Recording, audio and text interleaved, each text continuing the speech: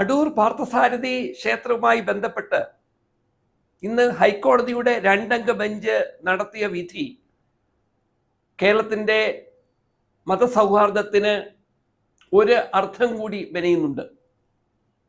2023 September 7-ാം തീയതി പാർത്ഥസാരഥി ക്ഷേത്രത്തിൻ്റെ നേതൃത്വത്തിൽ നടത്തിയ ശ്രീകൃഷ്ണ ജയന്തിയിൽ അതിഥിയായിട്ട് കടമ്പനാട് ഓർത്തഡോക്സ് സഭാധ്യക്ഷൻ ഡോക്ടർ സക്കറിയ മാർ അപ്രേമും അദ്ദേഹത്തിൻ്റെ മറ്റൊരു പുരോഹിതനും കൂടിയ പരിപാടിയിൽ പങ്കെടുത്തിരുന്നു.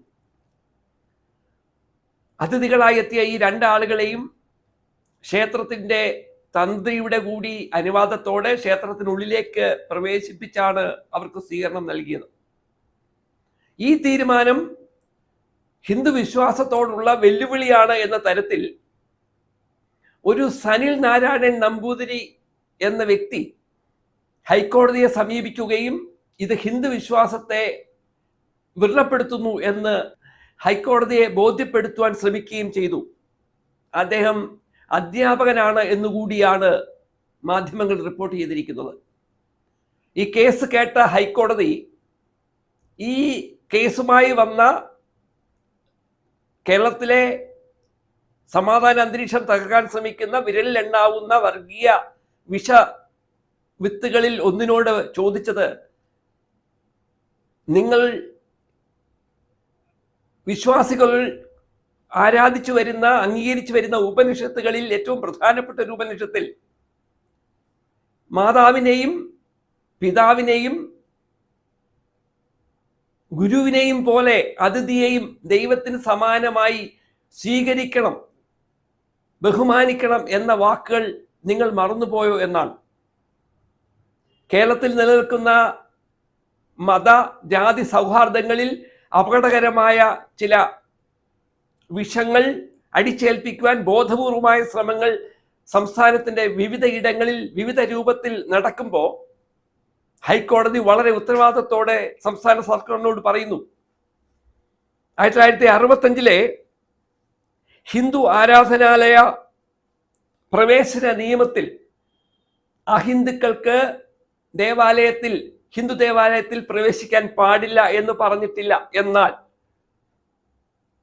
അതിൻ്റെ ചട്ടമുണ്ടാക്കുമ്പോൾ റൂൾ 3A ഇത്തരമൊരു പരാമർശങ്ങൾ ഉണ്ട്. ഇത്തരം പരാമർശങ്ങൾ ഉപയോഗപ്പെടുത്തി വിഭാഗീയ ചിന്തകൾ കൊണ്ട് നടക്കുന്ന ചില ആളുകൾ ജനങ്ങൾ തമ്മിൽ നിലനിൽക്കുന്ന സാഹോദര്യത്തെ തകർക്കാൻ ശ്രമിക്കുമ്പോൾ ഇത്തരം പഴുതുകൾ അടച്ചു വേണം സർക്കാർ നിയമങ്ങൾ പുനർനിർവചിക്കേണ്ടതെന്ന് ഹൈക്കോടതി കേരളത്തോട് ആവശ്യപ്പെടുന്നു. നമുക്കറിയാമല്ലോ, ഒരു നിശ്ചലമായ തെളിഞ്ഞ ഒരു കുളത്തിൽ ഒരു ഞണ്ടുണ്ടെങ്കിൽ തന്നെ ആ വെള്ളത്തെ കലക്കാൻ കഴിയും. കേരളമെന്ന മതേതര ഇടം, വിവിധ മതജാതി വിശ്വാസികൾ സാഹോദര്യത്തോടെ കഴിയുന്ന ഒരിടത്ത് ഒട്ടേറെ മത വിഷവിത്തുകൾ ചില വെള്ളം കലക്കലുകൾക്ക് പലപ്പോഴും ശ്രമിച്ചിട്ടുള്ളപ്പോൾ അതിനെ തള്ളിപ്പറഞ്ഞവരാണ് മലയാളികൾ.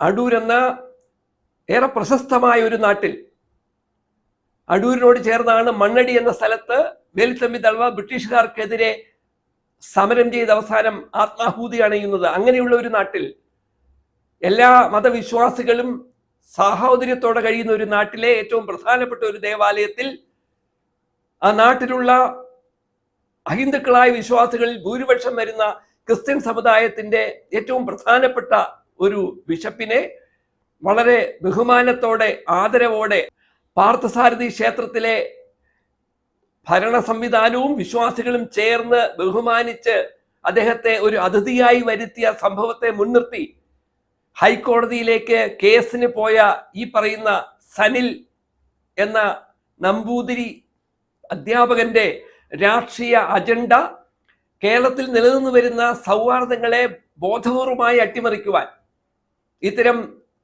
വിഷവിത്തുകൾ നടത്തുന്ന ശ്രമങ്ങളെ തിരിച്ചറിയുവാൻ ഹൈക്കോടതി വളരെ ജാഗരൂകരാകുമ്പോൾ ആ ഉത്തരവാദിത്തം കുറെ കൂടി ശ്രദ്ധയോടെ കൈകാര്യം ചെയ്യുവാൻ സംസ്ഥാന സർക്കാർ സംവിധാനങ്ങൾക്ക്, രാഷ്ട്രീയ പാർട്ടികൾക്ക് ഉത്തരവാദിത്തമുണ്ട് എന്ന് ഇന്നത്തെ വിധി നമ്മളെ ഓർമ്മിപ്പിക്കുന്നുണ്ട്.